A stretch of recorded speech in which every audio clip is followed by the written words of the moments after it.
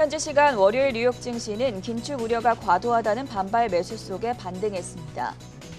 세인트루이스 연은 총재는 연준이 테이퍼링에 준비돼 있어야 한다고 말했습니다. 댈러스 연은 총재는 연준이 일찌감치 테이퍼링에 나서야 한다고 조언했습니다. 뉴욕 연은 총재는 강한 회복에도 불구하고 부양 철회 준비는 아직이라며 신중한 입장을 내비쳤습니다. 바이든 대통령이 양당 의원을 만나 인프라 법안을 최종 협의할 예정입니다. 중국의 채굴장 폐쇄 여파 속에 비트코인이 32,000선까지 하락했습니다. 미국의 5월 시카고 연은 전미활동지수가 0.29로 집계됐습니다. 미국과 이란의 핵 협상 교착 가능성에 WTI 가격이 2.8% 급등했습니다.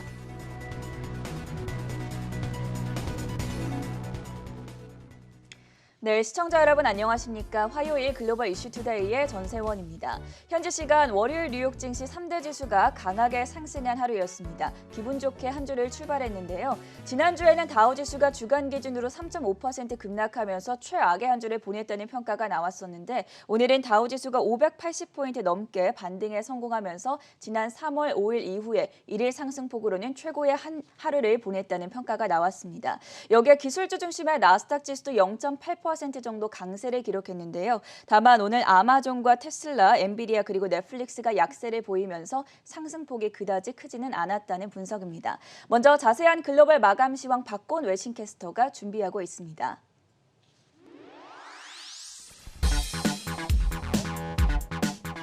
네, 뉴욕 증시 마감 시황 전해드리겠습니다. 오늘 뉴욕 증시는 연준의 조기 긴축 우려에 지난주에 지수가 과도하게 하락했던 데 따른 반발 매수세가 유입되며 일제히 상승세를 보였습니다. 다우 지수는 1.76% 올랐고 S&P 500 지수는 1.3% 상승, 그리고 나스닥 지수는 0.79% 올랐습니다.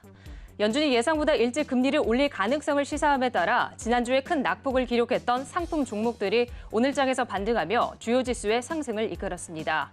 또한 이날 윌리엄스 뉴욕 연은 총재는 미국 경제가 빠른 개선세를 보이고 있지만 그렇다고 통화 완화 정책 기조를 바꿀 정도는 아니라며 기존 정책 고수를 재확인하며 시장 다독이기에 나섰습니다.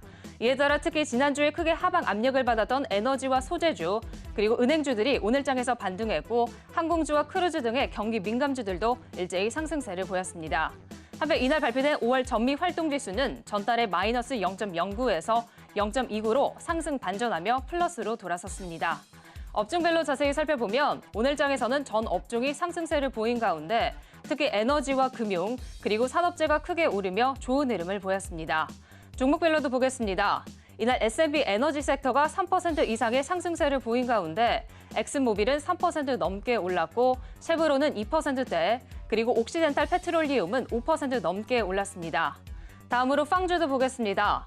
번스타인은 애플이 올해 가을에 새로운 아이폰 모델을 선보이기 전까지 주가가 오를 수 있지만 새로 출시되는 아이폰 13의 사이클은 예년보다 약할 수 있다고 보며 애플의 주식을 $110 아래에서 매수할 것을 추천했습니다. 애플에 대한 시장 수익률 투자 의견을 제시했고 목표가는 $132를 제시한 가운데 오늘장 애플은 1% 넘게 상승했습니다. 한편 아마존의 연간 할인 행사인 프라임데이는 이날부터 본격 시작된 가운데 아마존의 주가는 1% 가까이 내렸습니다. 제프리스는 이날 프라임데이가 아마존의 광고 매출 증가에 도움이 될 것이라며 아마존에 대한 매수 의견을 재차 제시했습니다. 다음으로 미국 최대의 음식 배달 업체인 도어대시는 식료품 체인인 엘버트슨과 파트너십을 체결해 식료품에 대한 하루 배송 서비스를 시작할 것이라고 전했습니다. 이에 따라 오늘장 주가는 3% 넘게 올랐습니다. 한편 우버는 남미의 식료품 배송업체인 코너숍의 잔여 지분을 전부 매입한다고 밝혔습니다. 또한 뱅크 오브 아메리카는 우버를 올해 하반기에 최선호 종목으로 선정했지만 오늘장 주가는 3% 넘게 내렸습니다. 한편 전기차 스타트업인 로즈타운 모터스는 경영진들이 실적을 발표하기 전에 주식을 대량 처분한 것으로 나타났습니다. CEO를 포함해 5명의 경영진들은 2월 초에 $800만 이상의 주식을 처분한 것으로 나타났습니다. 오늘장 주가는 5% 넘게 떨어졌습니다. 다음으로 나이키도 보겠습니다. 텔시는 미국에서 스포츠 의류와 신발 수요가 강하다며 나이키에 대한 시장 수익률 상회 투자 의견을 재차 제시했습니다. 오늘장 나이키는 1% 넘게 올랐습니다. 그리고 모더나는 미국 내 코로나 백신 생산 라인을 증설해 내년에는 연간 생산량을 3배로 늘리겠다는 계획을 전했습니다. 오늘장 주가는 4% 넘게 상승한 모습입니다. 한편 비트코인의 가격은 중국의 가상자산 채굴 전면 폐쇄 조치 속에 하락세를 보였습니다. 현재 비트코인의 가격은 32,000달러대에서 거래되고 있습니다. 또한 코인베이스는 비트코인의 가격 하락세에 2% 넘게 떨어졌습니다. 또한 최근에 비트코인 13,000개를 추가로 매입해 총 10만 개 이상의 비트코인을 보유하고 있는 마이크로 스트래티지 역시 9% 넘게 내렸습니다. 이와 함께 가상화폐 채굴에 사용되는 칩을 만들고 있는 엔비디아도 오늘장 주가는 1% 넘게 떨어졌습니다. 한편 시티는 마이크론에 대한 매수 투자 의견을 제시한 가운데 오늘장 마이크론은 강보합권에서 마감했습니다. 다음으로 유럽으로 넘어가 보겠습니다. 유럽 주요국 증시는 연준의 조기 긴축에 대한 우려가 일부 완화되었고 ECB의 긍정적인 경제 회복 발언에 경제 성장에 대한 낙관론이 커지며 상승세를 보였습니다. 독일 닥스 지수는 1%대 올랐고 영국 증시는 0.64% 상승, 그리고 프랑스 깍그 지수는 0.51% 올랐습니다. 마지막으로 상품 시장도 보겠습니다.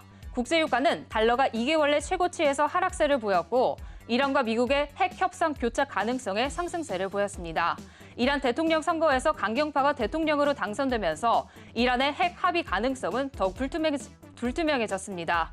오늘장 WTI 가격은 2.8%대 상승한 73달러 선에 거래되었고 브렌트유는 1.89% 오른 74달러 선에 거래되었습니다. 그리고 금 가격은 달러가 하락세를 보인 가운데 상승세를 보였습니다. 오늘장 금 가격은 0.8% 오른 1,782달러 선에 마감했습니다. 오늘장 마감 시황 전해드렸습니다.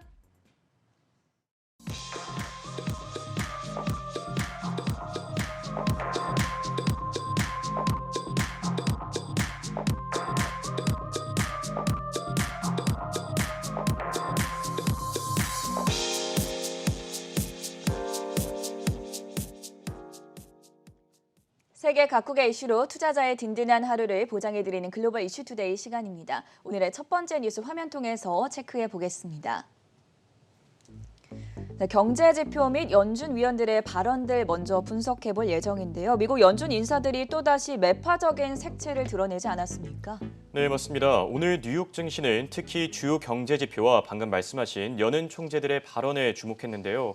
시카고 연방준비은행은 5월 전미활동지수가 0.29로 집계됐다고 전했습니다. 전달에 마이너스 0.09에서 상승 반전에 성공하면서 소폭 개선된 것으로 확인됐는데 앞서 전미활동지수는 지난 3에서 4월 마이너스를 기록하면서 평균 성장세보다 낮은 신호를 보냈지만 이후 확장 추세가 이어지면서 확장폭 자체는 계속 둔화한 상태였습니다. 이에 이번에 집계된 5월 전미활동지수가 플러스로 전환된 점을 전문가들은 긍정적으로 평가했는데요. 다만 팩트셋이 집계한 애널들의 예상치인 0.32보다는 낮은 수치로 발표됐습니다. 한편 오늘 시장은 연은 총재들의 발언에도 주목했습니다. 제임스 블러드 세인트루이스 연은 총재는 경제가 연초에 예상했던 것보다 훨씬 더 강한 위치에 있다고 전했는데요. 때문에 자산 매입 프로그램을 단계적으로 축소하는 테이퍼링에 연준이 충분한 준비가 돼 있어야 한다고 말했습니다. 다만 연준에서 고용시장이 개선되는데 어느 정도 여지를 줄 것이며 테이퍼링 과정을 마련하는 데 얼마간의 시간이 걸릴 것이라고 덧붙였습니다. 이어서 로버트 카플란 댈러스 연은 총재도 발언을 내놨는데요. 카플란은 제임스 블러드와 함께 참가한 온라인 포럼에서 연준이 부양책을 일찌감치 걷어들여야 한다는 기존 입장을 재차 반복한 것으로 확인됐습니다. 카플란은 sooner rather than later, 나중보다는 지금이 낫다라는 표현을 쓰며 부양책에 대한 관점을 고수했고 또 연준이 테이퍼링에 대한 공개 논의를 하는 점은 건강한 일이라고 강조하기도 했습니다. 한편 올해 미국의 물가 상승률과 GDP 성장률에 대해선 각각 3.4%와 6.5%를 기록할 것으로 예상된다고 밝혔습니다. 테이퍼링을 준비해야 된다며 매파적인 목소리를 낸 연은 총재들의 발언에 대해서 자세하게 살펴봤고요. 두 번째 이슈로 넘어가 보겠습니다. 오늘 새벽에 전해졌던 속보 내용이었는데요. 인프라 법안 통과와 관련해서 바이든 대통령이 행동에 나서고 있다고 합니다. 이번 주에 공화당, 민주당 양당 의원들을 만나서 합의 계획을 도출할 예정이다. 이런 보도가 나왔었죠. 네, 바이든 대통령이 이번 주에 인프라 투자안 계획 추진을 위해 공화당과 민주당 의원들을 만납니다. 바이든은 양당의 지지를 얻어 빠르게 인프라 투자안을 통과시키는 데 목표가 있는데요. 공화당 밋 롬니 상원의원과 민주당 크리스틴 시네마 상원의원 등이 시작한 초당적 그룹에는 공화당 11명, 민주당 9명, 무소속 1명 등 상원 의원 21명이 있고 이들은 1조 달러 규모의 인프라 투자안에 대해 계속 논의를 진행 중입니다. 바이든과 민주당은 인프라 투자안 통과 자체도 그렇지만 해당 자금을 어떻게 확보하느냐도 중점적으로 문제를 두고 있는데요. 백악관은 현재 가스세를 올리는 방안을 포함해서 투자 자금 확보에 심혈을 기울이는 중입니다. CNBC는 이번 주 바이든의 행보가 민주당이 강제적으로 인프라 투자안을 통과시키기 전에 마지막 합의를 위한 노력이라고 평가했습니다. 외신에 따르면 민주당은 이미 공화당을 제외하고 독자적인 인프라 투자안 통과 방안을 검토 중인 상황입니다. 바이든 대통령이 코로나19 사태 이후 경제 회복과 소득 불평등 해결, 기후변화 대응 등을 위해 4조 달러에 이르는 투자안을 제안한 바 있고요. 다만 공화당 지지를 얻어야 입법 추진을 위한 60표 이상을 얻을 수 있기 때문에 투자안을 1조 7천억 달러로 축소한 바 있습니다. 외신에서는 이번 주 바이든 대통령이 상원 의원들과 만나 마지막으로 합의를 위한 구체적인 행보를 보일 예정이라고 평가하고 있습니다. 이번 주 구체적인 사안이 전해드리는 대로 업데이트해 드리도록 하겠고요. 세 번째 뉴스 종목별 이슈들 체크해 보겠습니다. 우버와 도어대시가 새로운 소식이 나왔는데 주가는 오늘 엇갈리는 양상이었습니다. 홍성진 캐스터 어떤 소식들이 전해졌습니까? 네, 우선 우버부터 살펴보겠습니다. 미국 1위 차량 공유업체 우버가 식료품 배송 스타트업 코너샵의 지분을 모두 매입하기로 결정했습니다.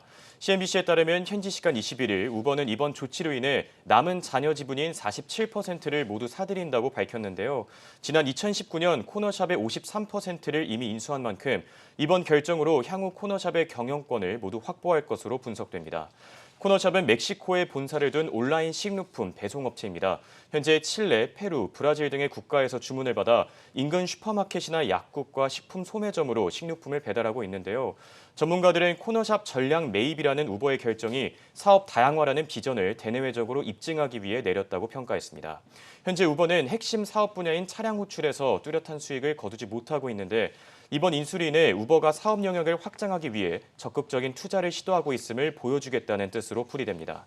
앞서 지난해 코로나19 팬데믹 기간 동안 우버는 음식 배달 사업인 우버이츠와 관련된 다양한 인수 프로젝트에 들어갔는데요. 지난해 7월 음식 배달 업체인 그럽허브와의 통합에 실패하자 포스트메이츠를 사들인 뒤 올해 2월에는 주류 배송업체 드리즐리를 인수한 바 있습니다.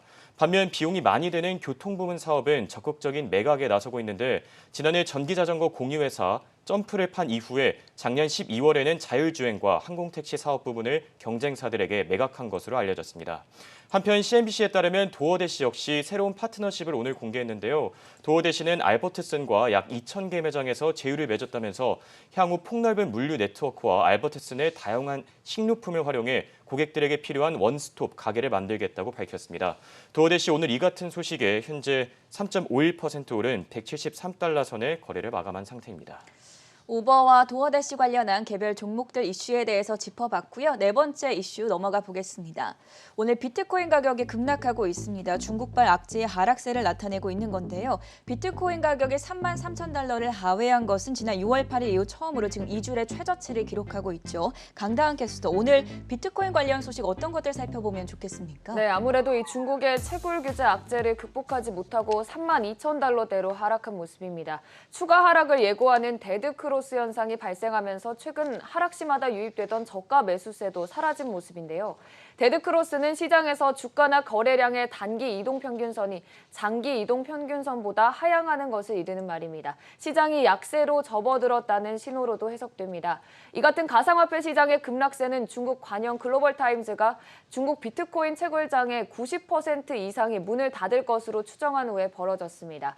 스촨성 발전개혁위원회와 스촨성 에너지국은 최근 지방당국에 가상화폐 채굴장을 전면 단속하도록 지시하는 공문을 발송했습니다.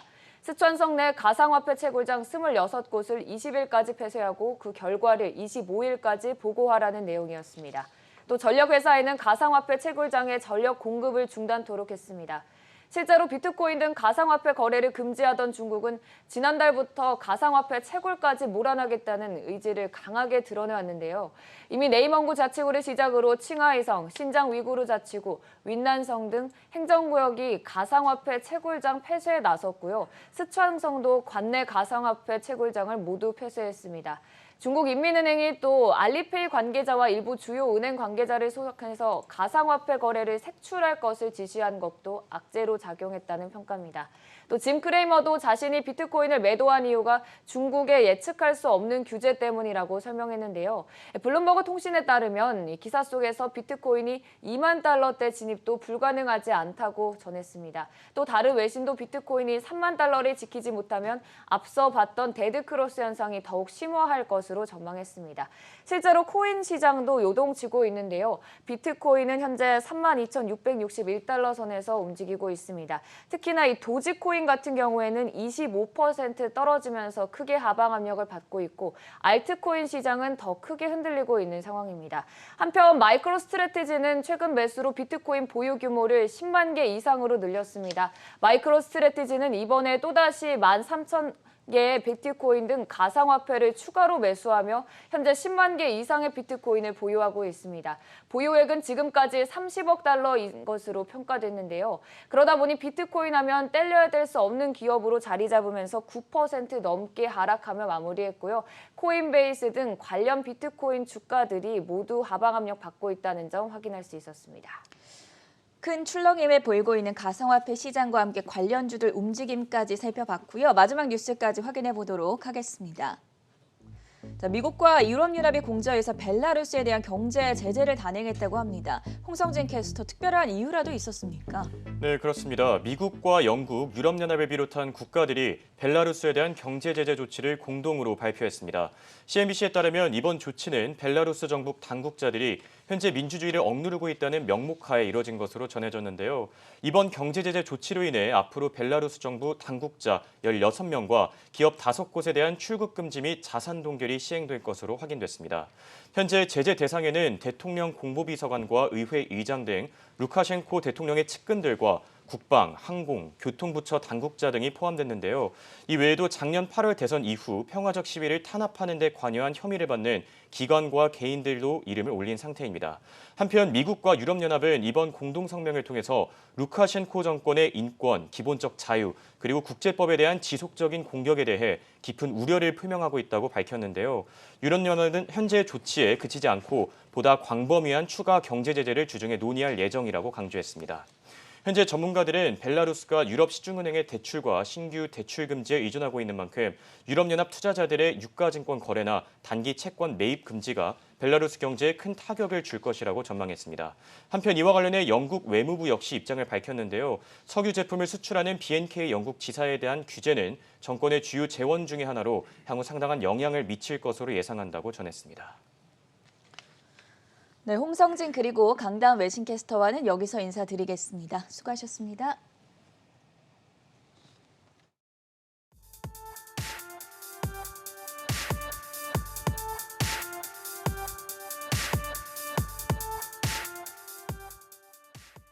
네, 오늘은 독일의 투자은행 베렌버그가 선정한 유럽의 그린 수소 관련주들에 대해 소개해드리겠습니다.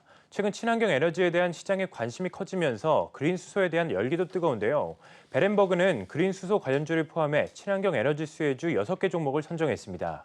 베렌버그의 분석가들은 그린 수소 섹터가 올해까지는 실적이 저조했지만 최근 미국 에너지부가 그린 수소의 생산 원가를 80%나 대폭 절감하겠다는 계획을 발표하면서 바이든 행정부 아래 큰 수혜를 받을 것으로 기대했는데요. 현재 대부분의 수소 생산에는 화석 연료가 들어가면서 여러 반발을 사고 있지만 이른바 무탄소로 불리는 그린 수소가 등장하면서 투자자들이 주목을 하고 있습니다. 그린 수소는 태양광이나 풍력 등 재생에너지에서 나온 전기로 물을 전기분해해서 생산한 수소로 가정용이나 산업용 가스 또는 자동차나 트럭, 기차의 동력원에 쓰이는 연료전지에 들어가는 등 무궁무진한 가능성을 지녔다는 평가를 받고 있습니다. 이에 베렌버그의 분석가들은 유럽의 매력적인 그린 수소 관련주 6곳을 선정을 했습니다.